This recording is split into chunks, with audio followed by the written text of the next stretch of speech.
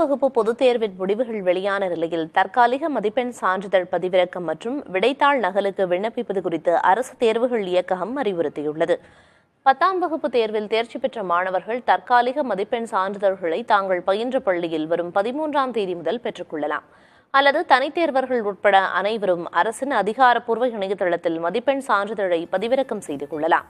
மறுகூட்டல் மற்றும் மறுமதிப்பீடு கோரும் மாணவர்கள் முதலில் விடைத்தாள் நகலுக்கு விண்ணப்பம் செய்யலாம். இதற்கான விண்ணப்பங்களை மாணவர்கள் தாங்கள் பயின்ற பள்ளிகள் வாயிலாகவும் தனித்தேர்வர்கள் தாங்கள் தேர்வெழுதிய மையங்கள் வழியிலும் விண்ணப்பிக்கலாம். வரும் 15ஆம் தேதி காலை 11 மணி முதல் ஞாயிற்றுக்கிழமை தவிர்த்து 20ஆம் தேதி மாலை 5 மணி வரை விண்ணப்பிக்க கால அவகாசம் வழங்கப்பட்டுள்ளது. ஒவ்வொரு பாடத்திற்கும் விடைத்தாள் நகல் பெறுவதற்கான கட்டணம் 275 ரூபாயாக நிர்ணயம் செய்யப்பட்டுள்ளது.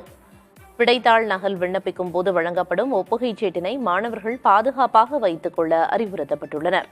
அத்தோடு விடைத்தாளின் நகலை இணையதளம் வாயிலாக பதிவிறக்கம் செய்வதற்கான நாள் மற்றும் இணையதள முகவரி பின்னர் அறிவிக்கப்படும் என சென்னை அரசு தேர்வுகள் இயக்ககம் கூறியுள்ளது. வகுப்பு மாணவர்களுக்கான பொதுத் தேர்வு முடிவுகள் அறிவிக்கப்பட்டது. கிட்டத்தட்ட தமிழகம் முழுவதுமே 91.55% மாணவ மாணவிகள் பாஸ் பண்ணியிருக்காங்க. கிட்டத்தட்ட ஒரு 75,521 ஸ்டூடெண்ட்ஸ் ஃபெயிலியர்ஸ் ஆகியிருக்காங்க. ஸோ இந்த ஏதாவது ஒரு பாடங்களில் தோல்வியடைந்த அந்த மாணவர்களுக்கு துணைத் தேர்வுகளுக்கான அப்டேட்டு நாளைக்கு கொடுத்துருவாங்க. அது அஃபீஷியல் டைம் டேபிள் நாளைக்கு ரிலீஸ் பண்ண போகிறாங்க. ஸோ அந்த ஸ்டூடெண்ட்ஸ் நாளை முதலே விண்ணப்பம் செய்யலாம். இப்போ ரெகுலர் ஸ்டூடெண்ட்ஸாக இருந்தீங்கன்னா நீங்கள் எந்த ஸ்கூலில் படிச்சீங்களோ அந்த ஸ்கூல்லே நீங்கள் அப்ளை செய்யலாம்.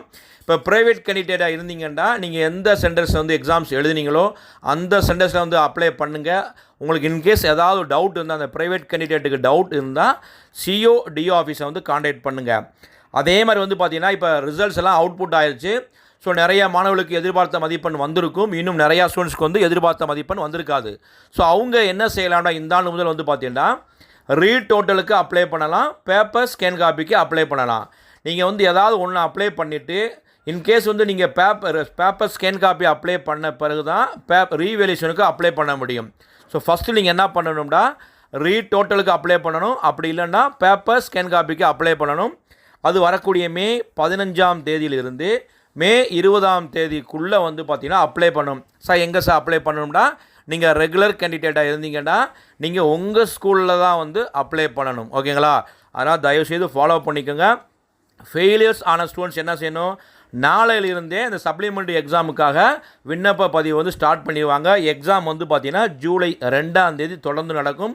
ஸோ அந்த எக்ஸாம்ஸை நல்லபடியாக எழுதி நீங்கள் பாஸ் பண்ணிட்டீங்கன்னா +1 சேர்ந்துக்கலாம், இல்லை டிப்ளமோ கோர்ஸும் சேர்ந்துக்கலாம். அதே மாதிரி மதிப்பெண் குறைந்த மாணவ மாணவிகள் வரக்கூடிய மே 15ஆம் தேதியிலிருந்து 20ஆம் தேதிக்குள்ளே உங்களுடைய ஸ்கூல்லே பேப்பர் ஸ்கேன் காப்பிக்கும் அப்ளை பண்ணுங்கள், அல்லது ரீடோட்டலுக்கு அப்ளை பண்ணுங்கள். இதற்குரிய அதிகாரப்பூர்வமான அப்டேட்டை தேர்வுத்துறை கொடுத்துருக்கு. இந்த அப்டேட் பிடிச்ச லைக் பண்ணுங்கள், மறக்காமல் இந்த அப்டேட்டை ஃப்ரெண்ட்ஸ்க்கும் ஷேர் பண்ணுங்கள். All the best. தேங்க்யூ.